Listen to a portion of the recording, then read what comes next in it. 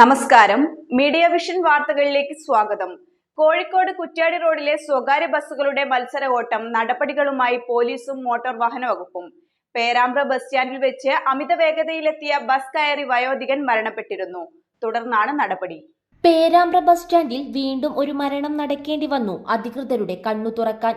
കഴിഞ്ഞ ദിവസം ഡ്രൈവറുടെ അമിത വേഗതയിൽ ബസ് തിരിച്ചപ്പോഴാണ് വാഗ്യാട് സ്വദേശി കണ്ണിപ്പൊയിൽ അഹമ്മദ് ബസിന്റെ മുൻചക്രം കയറി മരണമടഞ്ഞത്. സംഭവ ദിവസം വൈകിട്ടോടെ രാഷ്ട്രീയ പാർട്ടികളും സംഘടനകളും പ്രതിഷേധവുമായി എത്തിയിരുന്നു. ഓരോ അപകടങ്ങളും സംഭവിക്കുമ്പോഴാണ് അധികൃതരുടെ പദ്ധതിയുണ്ടാവുക. ശാശ്വത പരിഹാരം കാണാൻ അധികൃതർക്ക് ഇതുവരെ കഴിഞ്ഞില്ലെന്ന് യാത്രക്കാർ പരാതിപ്പെടുന്നു. ബസിന്റെ സ്പീഡ് കുറക്കുന്നതിനായി ഡിവൈഡറും സ്ഥാപിച്ചു കഴിഞ്ഞു. എന്നാൽ രാത്രിയാവുന്നതോടെ ബസ് സ്റ്റാൻഡിനകത്ത് കാറ്, ജീപ്പ് തുടങ്ങിയവ പാർക്ക് ചെയ്യാനും തുടങ്ങി. ഇത് നിയന്ത്രിച്ചില്ലെങ്കിൽ ഇവിടെ ഇരുചക്ര വാഹനങ്ങളും പാർക്ക് ചെയ്തു തുടങ്ങും. ആരെങ്കിലും ചോദിച്ചാൽ ബസ്സിൽ ആള് വരാനുണ്ടെന്നും കാത്തിരിക്കുകയാണെന്നും പറയും. ബീവറേജ് ബസ് സ്റ്റാൻഡിന് സമീപത്തായതിനാൽ വാഹനങ്ങൾ പാർക്ക് ചെയ്യുന്നത് പതിവാണ്.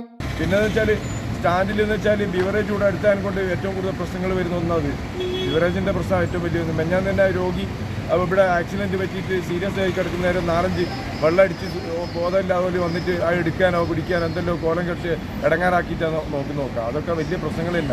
ബിവറേജ് കൂടെ ആക്കിയ പഞ്ചായത്തിൻ്റെ വലിയ പിടിച്ചുകൂടെയല്ല. പഞ്ചായത്ത് ഇടപെട്ടിട്ടാണ് ഇവിടെ ഇങ്ങോട്ടാക്കി. ഇതൊക്കെ വലിയ പ്രശ്നം തന്നെയാണ്. ജനങ്ങൾക്ക് വലിയ പ്രശ്നമുണ്ട്. അതുപോലെ തന്നെ പെൺകുട്ടികളോട് നിൽക്കുമ്പോൾ കൊണ്ടേ പിടിക്കുക. മോട്ടോർ വാഹന വകുപ്പും ബസ് സ്റ്റാൻഡിൽ പരിശോധന കർശനമാക്കി. പെർമിറ്റ് ഇല്ലാതെ ഓടുന്ന ബസ്സുകൾ ഉള്ളതായി മറ്റു ബസ്സുമായി ബന്ധപ്പെട്ടവർ പറഞ്ഞു. പോലീസും സ്റ്റാൻഡിൽ പരിശോധന കർശനമാക്കിയിട്ടുണ്ട്. ഇനി ഇത് എത്ര നാൾ എന്നാണ് യാത്രക്കാരുടെ ചോദ്യം. പേരാമ്പ്ര ബസ് സ്റ്റാൻഡിൽ കായണ്ണ സ്വദേശിയായ ഒരു സ്ത്രീയും ഏതാനും വർഷം മുമ്പ് ബസ് കയറി മരണപ്പെട്ടിരുന്നു. News bureau, Media vision.